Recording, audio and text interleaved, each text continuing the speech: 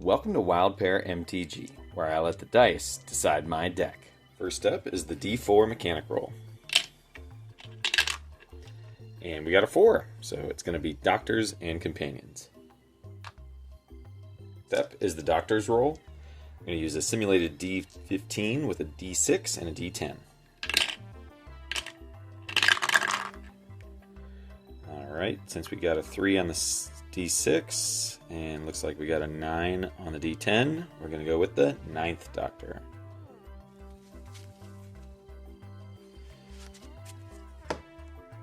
The 9th has got some interesting effects. He's got haste, 2/4 for 3, and whenever he becomes untapped during your untapped step, you get an additional upkeep step after this step. So, this guy allows us to double our upkeep triggers, which is very, very useful. So let's see what colors we get.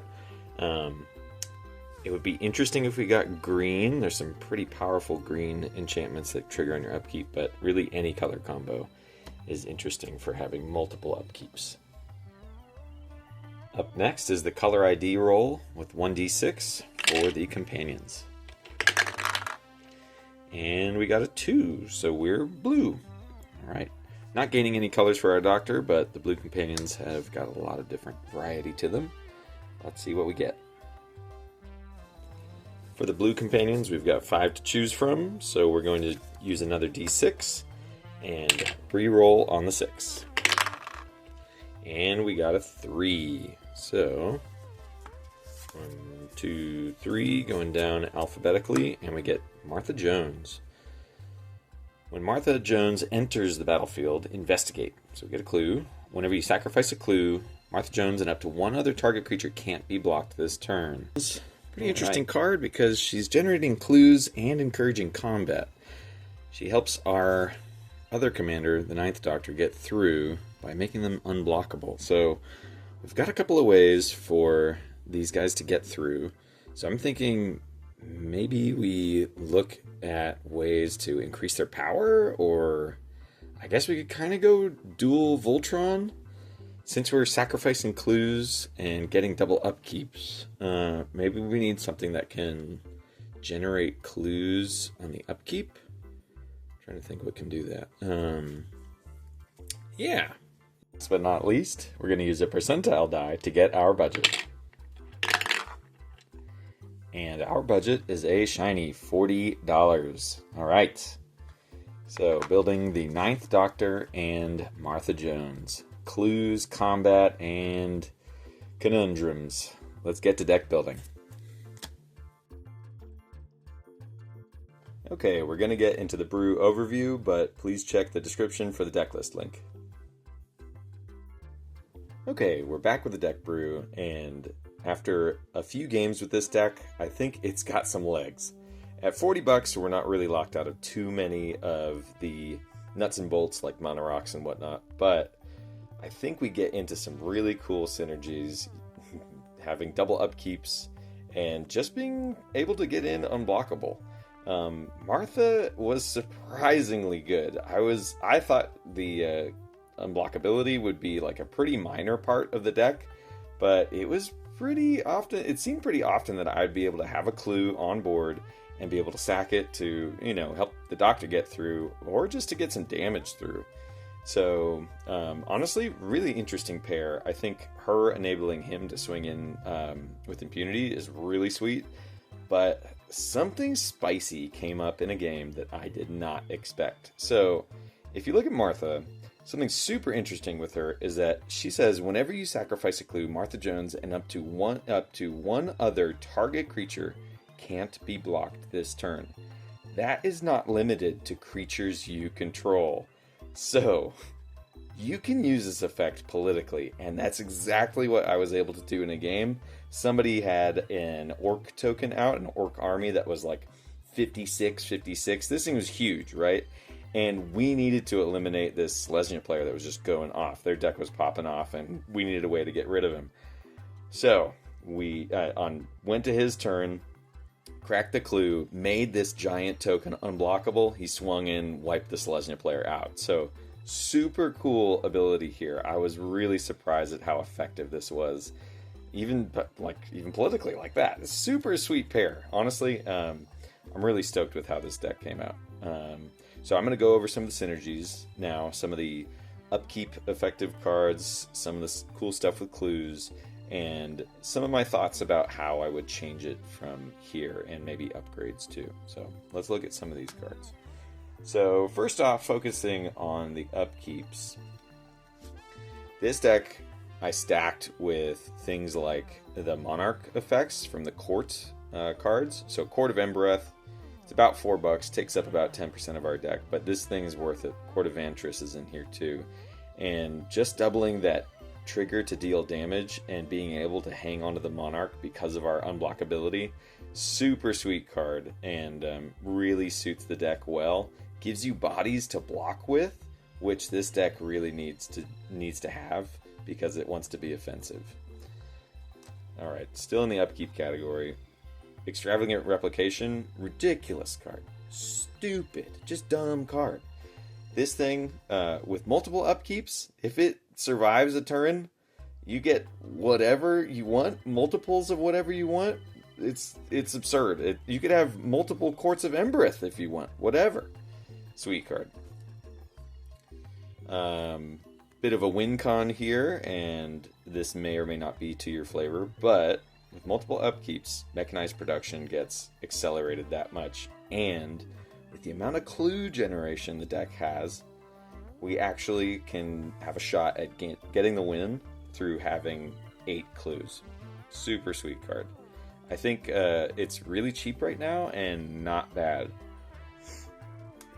Alright, and last but not least, for the upkeep portion, the Tavern Brawler. The backgrounds are so good when you have multiple commanders that are creatures, and here this is giving us card advantage and buffing commanders that want to swing in.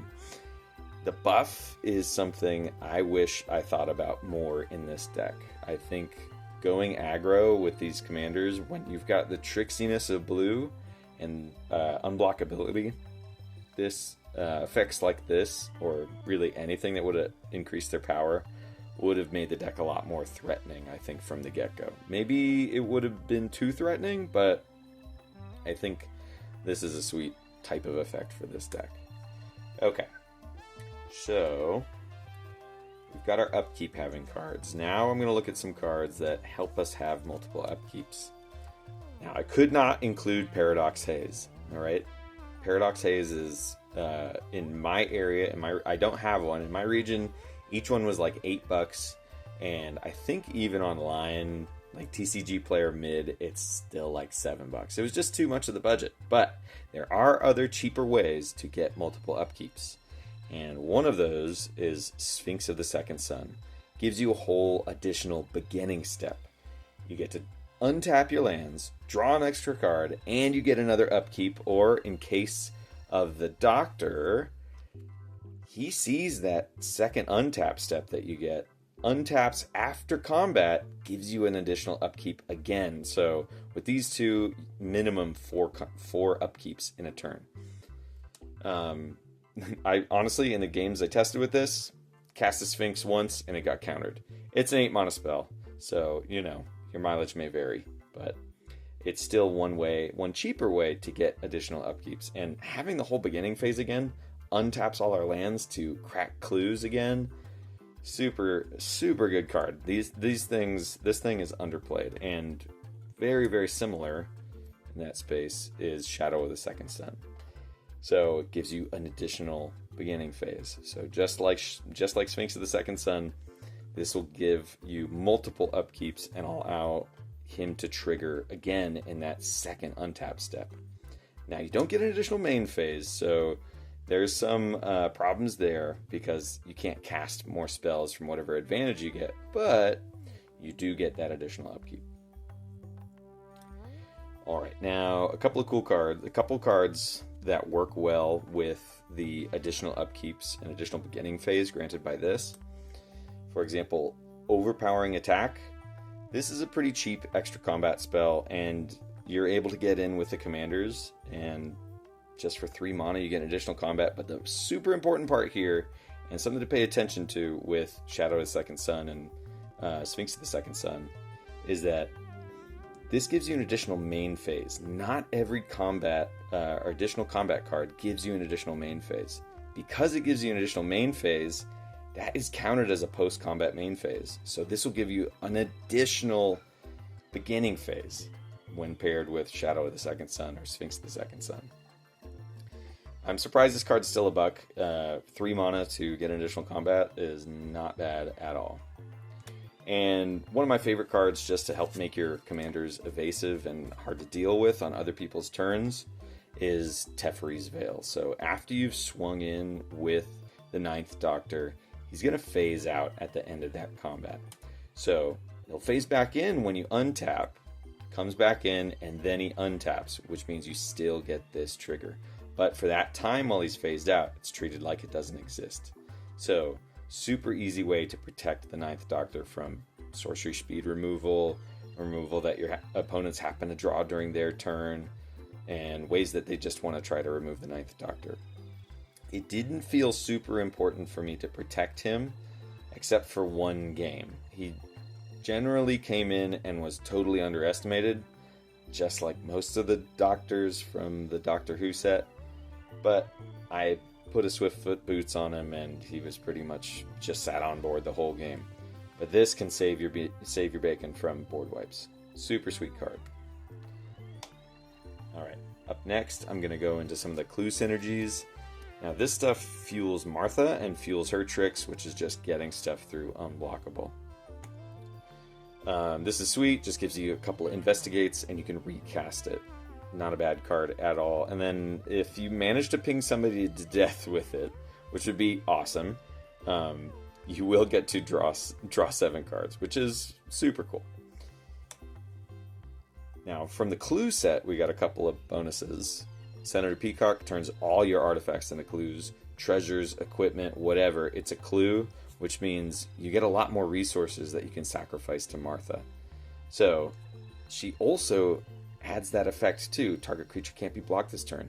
And this counts your opponent's stuff too, just like I said about Martha. So you can help your opponents get through, make political attacks by sacrificing the clues. You get some card advantage, you do have to spend some mana, but you get stuff through unblocked.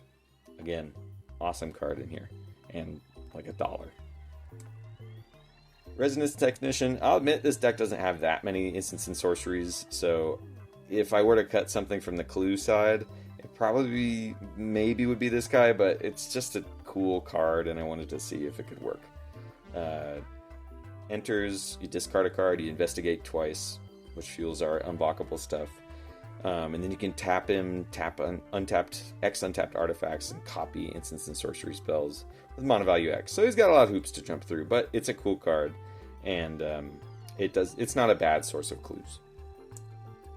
With all those clues and a few equipment that we have in the deck, this Forensic Gadgeteer is really helpful. So you'll get additional clues whenever you cast those artifacts, like equipment, etc. And he makes them cheaper to activate, or it makes it cheaper for those spells, or for those abilities to be activated. So you can crack your clues easier. This is pretty sweet in the deck because surprising amount of equipment ended up in the build. And I think, honestly, I probably would have gone harder with the equipment. Now, this card is just ridiculous. 7 mana, 6/6, Ward 2, and at the beginning of each combat, other clues you control become 6/6 plant creatures in addition to their types until end of turn. And you can crack it to draw a card. So, with something like Senator Peacock, all your artifacts are going to turn into 6/6s. This is sweet. It's not a synergy I was able to play in testing. I like Tangle Grove Kelp, but honestly, I'm a little worried that it would result in board wipes from opponents because they can just move to combat. You know, your clues turn into creatures and then board wipe, and you lose all your clues. It is a cool effect, though. I'm not going to deny that. Alright, now on to the super synergies and something that I might add more to this if I were to keep working on this deck. Now, I know it's in Japanese, but this is Tamio's journal, and this is just combining both sides of the commanders. So this is what I thought of immediately. It gives you a clue on your upkeep. We've got more than one upkeep usually, so we're going to get more than one clue. And then you can tap it, crack 3 clues, search your library for any card, and put it into your hand. You don't have to reveal it or anything like that. So with the clue synergies, Tamio's journal is very, very effective. And it was able to win me games by tutoring cards. If your play group isn't cool with tutors, I don't know if I'd run this. Personally, it felt like a little bit of a gimme card, but I really like that it gives you the clues on your upkeep. And honestly, I think that was more important than the tutoring effect. Now, as for what I would change from my build, this $40 build, I would have gone harder on pump spells, on pump effects. So, Nettle Cyst here, sorry it's in Japanese, but it gives the equipped creature, it's got living weapons, so it comes in, you got a germ, that's cool. But it gives the equipped creature +1/+1 for each artifact and enchantment you control. Now, with stuff like Extravagant Replication and Mechanized Production, you're going to have many, many artifacts sitting on the board. This deck has a lot of permanents for a red-blue deck. All right, so since you've got all these things on the board, right, maybe multiple copies from whatever copy effects we got going on, this thing is a huge buff, all right, for whatever creature. I think at minimum it was a 7 while I was playing a few games with this deck, right? I think if I had concentrated more on pump effects for the commanders, whether that's pump spells or this, I think the deck could have closed games a little quicker. It felt like I had really easy access to commander damage with just both commanders being unblockable most of the time. I think I really could have gone harder on the buffs. But otherwise, I think it was a really fun deck. A little dirtily because you got so many triggers going on. You know, you got the courts, you got Monarch. Oh, Monarch is pretty cool in here. You can get the Monarch back really easily because you're unblockable. But because you've got so many triggers going on, you've got to be, you got to be mindful of the people you're playing with. You've got multiple upkeeps. You've got like 5 things. Even if it's just one thing that triggers in your upkeep, if it's something complex like a court, you want to be sure to be able to keep track of your triggers, run through them quickly. And I think if I had maybe included more effects like this, it would have dirtled a little less, felt a little less dirtily like I'm just kind of spinning my wheels, and had more of a path to victory through commander damage. So that's about all there is to say about the Ninth Doctor and Martha. And honestly, I think this deck is something that I would consider keeping. Like, I consider keeping this together. This was a really interesting pair. I do wish we had one more color, because I think one thing I felt too was that since they're both 3 mana, right? You kind of want to cast Martha first and then the Doctor second. But since you're going 3 mana, your mana rocks feel awkward. The 2 mana rocks feel really weird because you get turn 1, you play land, maybe you do something. Turn 2, okay, mana rock, and then turn 3, you're on 4 mana, and you can go into Martha or the Doctor. Typically you want to do the Martha, but then you're left with the mana that's not spent. Now, if you've got a second mana rock in hand, that's sweet because you can just play that mana rock and then play Martha. But the pacing felt a little awkward. There are like next to no good upkeep cards that are 2 mana. But if I had to add the one, I would add Search for Azcanta. It's like $1 or $2. Not that bad. But at our $40 budget, I think Search for Azcanta would have been a really, really nice include. So, what's our pair rating for this one?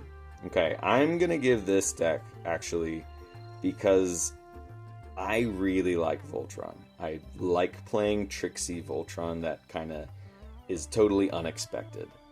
And I really liked having all these interesting effects that happen in the upkeep. I'm going to give this one 4 out of 5. Actually, 4.5 out of 5 pairs. And we'll call it the Raging Clue. Okay. Alright, so 4.5 out of 5 pairs. Really fun deck. And look forward to the next one. Peace.